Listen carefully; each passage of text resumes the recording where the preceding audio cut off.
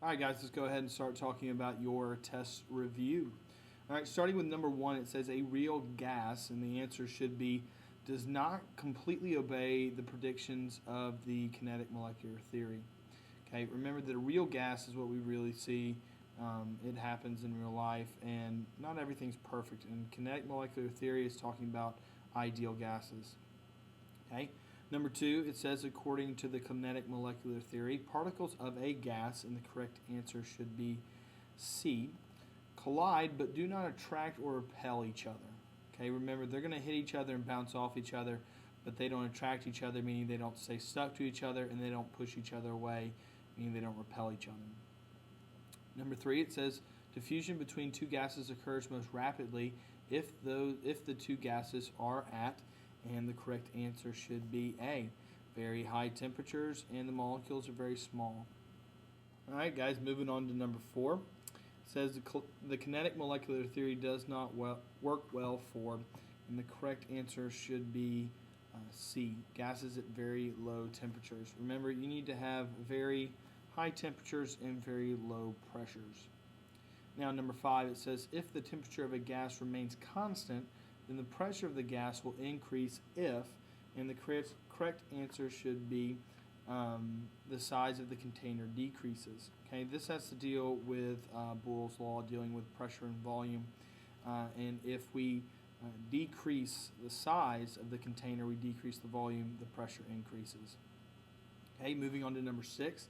It says according to the equation, kinetic energy equals 1/2 the mass times velocity squared. Hydrogen molecules have, and the correct answer should be A, less kinetic energy than heavier oxygen molecules at the same temperature. Okay, so the correct answer for that should be A. And then lastly, on number seven, the gas most likely to deviate from the ideal gas behavior is, the correct answer should be A. That is ammonia, because we see that single atoms, monatomic atoms, will be the best. We look at the hydrogen and oxygen are diatomic, they're next, and then gases and compounds are the least likely. All right, guys, go ahead and move on to number 8. It says if a fixed quantity and volume of gas undergoes a change in temperature, it will also experience a change in pressure. Okay, so we have a fixed quantity of volume, or fixed quantity and volume, so it's fixed, it's constant. We're dealing with our pressure and temperature, so if we increase the temperature, we increase the pressure. Number 9, it says to study the relationship between the pressure and the volume of a gas, hold the, and the correct answer should be temperature constant. So we're looking at pressure and volume, temperature would be held constant. This would be Boyle's law. And number 10, it says the standard pressure is the atmospheric pressure balanced by a column of mercury whose height is exactly, when we look at millimeters of mercury, we're looking at 760 millimeters of mercury, and its millimeters is the height. All right, number 11.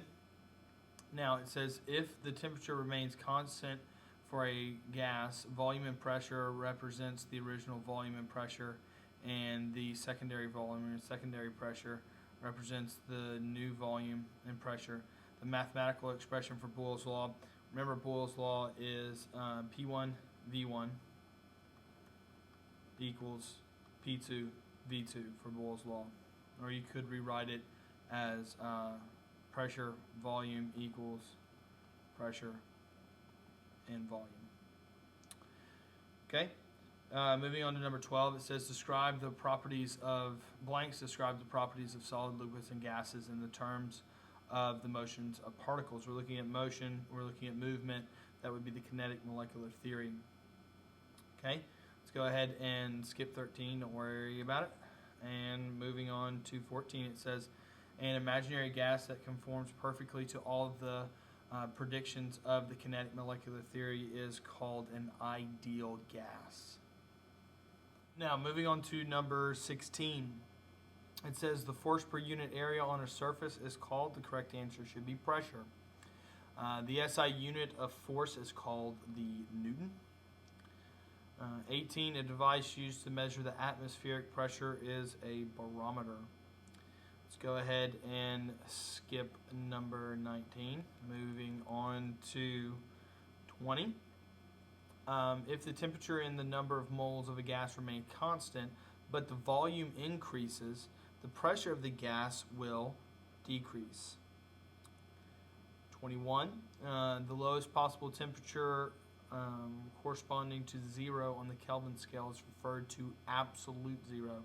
Can't get any colder than absolute 0. 22. If no kinetic energy is lost, a collision is called elastic. Remember we talked about that in the bouncy balls, and that's where a bouncy ball would return to the same height every single time and continue bouncing forever. And 23. Because liquids and gases flow, they are called fluids. All right, going ahead and we're moving on to number 24. The first definition says the pressure of a fixed mass of gas varies directly with the Kelvin temperature at a constant volume. So we have a constant volume. That means we will be dealing with Gay-Lussac's law. 25, the volume of a fixed mass of gas varies inversely with the pressure and constant temperature. So we see that our temperature is held constant, and that would be D. Boyle's law. 26, the total pressure of a mixture of gases is equal to the sum of the partial pressures of the component gases, and the correct answer for that should be A. It's Dalton's law. We didn't talk about that one, guys, so really don't worry about 26. 27, the relationship between pressure, volume, and temperature is expressed by this law, and the correct answer should be E. It's the combined gas law. And lastly, number 28, we see that the volume of a fixed mass of gas varies directly with the Kelvin temperature at a constant pressure. So we have a constant pressure. We are dealing with Charles's law. All right, guys, go ahead and move on to 29. It wants us to convert 0.75 atmospheres to millimeters of mercury. Remember, this will come from page 6 in your notes. That's where we get our conversion factor. I know that 1 atmosphere equals 760 millimeters of mercury. Okay, and we set it up. We'll go ahead and we'll start with our 0.75 atmospheres. Okay, and when we set up our conversion factor, whatever we start with goes on the bottom. So I'm going to put my 1 atmosphere on the bottom, 1 ATM. And I'm going to put my 760 millimeters of mercury because that's what I want to change it to. So whatever I have goes on the bottom. What I want to change it to goes on the top. Remember, I got the conversion factor from page 6 of your notes. We go ahead and multiply this out, and we should get an answer of right around 570 millimeters of mercury. Okay, going ahead and moving on to number 30. It says the pressure of a sample of helium is 200 milliliters. The container is 2 atmospheres of pressure. If the helium is compressed to a volume of 10 milliliters without changing the pressure, what would be the pressure of the gas? So we have a volume, a pressure, and another volume. So we're dealing with volume and pressure. Okay, it's not changing the temperature, so temperature is constant. So the law that we're dealing with, we are dealing with Boyle's law, where we have our P1 V1 equals P2 V2. Okay, and we know that we have our initial volume, so we have our V1, which equals 200 milliliters. We have our initial pressure, so our P1, which is 2.0 atmospheres. And we have another volume, or a V2, of 10 milliliters. So we're searching for our pressure, our P2. We set it up in the equation, and what we will have our 2 atmospheres, and we're multiplying that by our 200 mils, all divided by our 10 milliliters, and we will get an answer of right around 40 atmospheres of pressure. All right, moving on to number 31, it says the volume of a gas at, and it gives us 7 degrees Celsius, 49 milliliters. If the volume decreases to 74 milliliters and the pressure is constant, so we're keeping a constant pressure, what will the temperature of the gas be? So if we're keeping pressure constant, we know that we are dealing with our Charles law. So we have our V1 all over T1 equals V2 all over T2. Guys, remember here we got to cross multiply to get it. Write down what we have.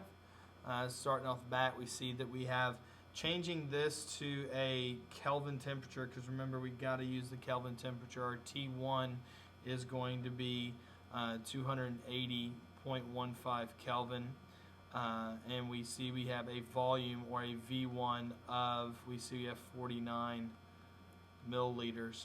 Okay, it changes to another volume, a V2 of 74 milliliters, and we see that we are looking for the temperature, or T2.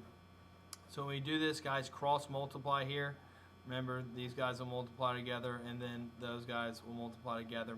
And we will end up with the equation where we have our T2 equaling our V2, which is 74 milliliters, all multiplied by our T1, which is 280.15 Kelvin, all divided by our V1, which is going to be 49 milliliters.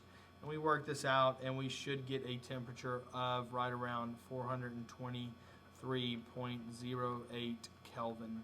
Okay, if we took that into Celsius, all we would do is subtract 273.15 to get our Kelvin into Celsius. Okay, moving on to the next one. It says a sample of gas occupies 1,000 milliliters at standard pressure. Okay, what volume will the gas occupy at a pressure of 800 millimeters of mercury if the temperature remains constant? So we have a volume and a standard pressure, and then we have another pressure. Okay, so here we are looking at the temperature remaining constant, so we're going to deal with a Boyle's law equation, which is P1 V1 equals P2 V2. Okay, setting it up, seeing what we have. We have an initial volume, so a V1 of 1,000 milliliters. We have a standard pressure, which, guys, remember, our standard pressure goes back to the conversion factor on page 6. Since our secondary pressure, or our P2, is 800 millimeters of mercury, we have to have the same unit, so we're going to put standard pressure in millimeters of mercury is 760 millimeters of mercury. Okay, and we are searching for, we have our V2, so we have V1, P1, and then P2, we're searching for V2. So in the problem, we're going to have V2 equaling where we have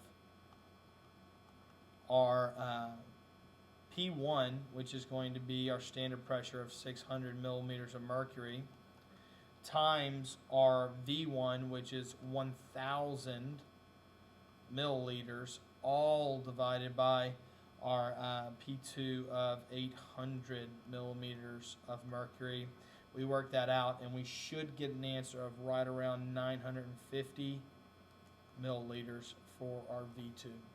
All right, guys, moving on to 33, it says the pressure of a 1,000 milliliter sample of gas is 700 millimeters of mercury, and its temperature is 10 degrees Celsius.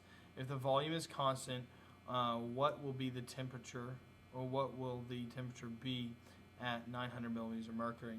So we see that our volume is held constant. Now, if volume is held constant, we can just go ahead and mark that number out, because we're not going to deal with volume. It's constant, it stays the same, so we don't need it.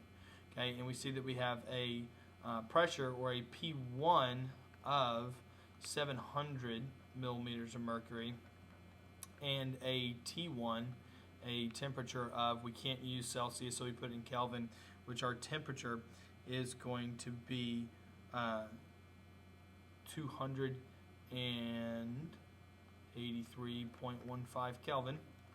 And then we see that we have another pressure, or P2, of 900 millimeters of mercury. And we are searching for what will the temperature be. So we're searching for temperature, or T2. Okay, we're going to be using the equation Gay-Lussac's law, which is P1 all over T1 equals P2 all over T2. Okay, remember to cross multiply here when we're working it out and then plug everything in. And what we will end up with is a T2 that equals our P2, which is 900 millimeters of mercury. And our P2 all times our T1, which is 283.15 Kelvin, and all of that divided by our initial P1, which is 700 millimeters of mercury. We plug all this in a calculator and we should get an answer right around 364.05 Kelvin, and we take that, subtract 273.15 if we want the Celsius temperature. Okay guys, moving on to number 35. It says the pressure of a 70-liter sample of gas is 600 millimeters of mercury at 20 degrees Celsius. If the temperature drops to 15 degrees Celsius and the volume expands to 90 liters, what will be the pressure of the gas? So we see here we have a volume, we have a pressure, we have a temperature, and then we have another temperature and another volume, and we are searching for the pressure. So we're going to be using the combined gas law, which is P1 V1 all over T1 equals P2 V2 all over T2. Guys, cross multiply here and we'll end up with P1 V1 T2, which equals P2 V2 T1. Okay, and work it out from there. Now, writing down what we have, what we're given, we see we have an initial volume, or a V1, of 70 liters. We have a P1 of 600 millimeters of mercury. We have a T1, remember we can't use Celsius, got to put it in Kelvin, of 293.15 Kelvin. And we have a new temperature, or a T2, of 288.15 Kelvin. And then we have a new volume, or a V2, of 90 liters. Okay, now all we have to do is plug it into here and solve for our, we're solving for other pressure, or P2. So we'll have P2 equaling our 600, or our P1 600 millimeters of mercury, multiplied by our V1, which is 70 liters, multiplied by our T2, which is 288.15 Kelvin. All of that divided by our V2, which is going to be 90 liters, times our T1, which is 293.15 Kelvin. We work all that out and we should get an answer of right around 458.7, and that would be in millimeters of mercury. On to 36. The question says the pressure of a sample of gas at a constant volume. Okay, so we have a constant volume, so volume's constant, we are dealing with Gay-Lussac's law, and we have a pressure and a temperature, and it says what will the pressure be at 20 degrees Celsius. Now we go ahead and we know that Gay-Lussac's law, we'll go ahead and set it up. It's going to be P1 all over T1 equals P2 all over T2. Okay, remember cross multiply here just like we've been doing on the previous problems. Writing down what we have an initial pressure, or a P1, of 8.0 atmospheres.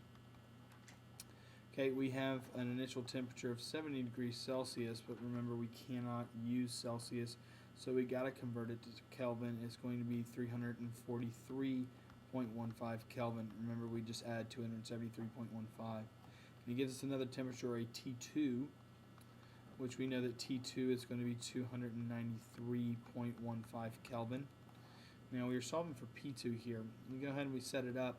We know that we're going to have our P1 on top, which is 8.0 atmospheres. Okay, we're multiplying that by P1 multiplies by T2, which is going to be 293.15 Kelvin. And all of it is going to be divided by our T1, which is 343.15 Kelvin. Okay, we plug all that into a calculator, and we'll be solving for our second pressure, which we plug it in there, and we should get a pressure of right around 6.83 atmospheres. All right, guys, moving on to 37.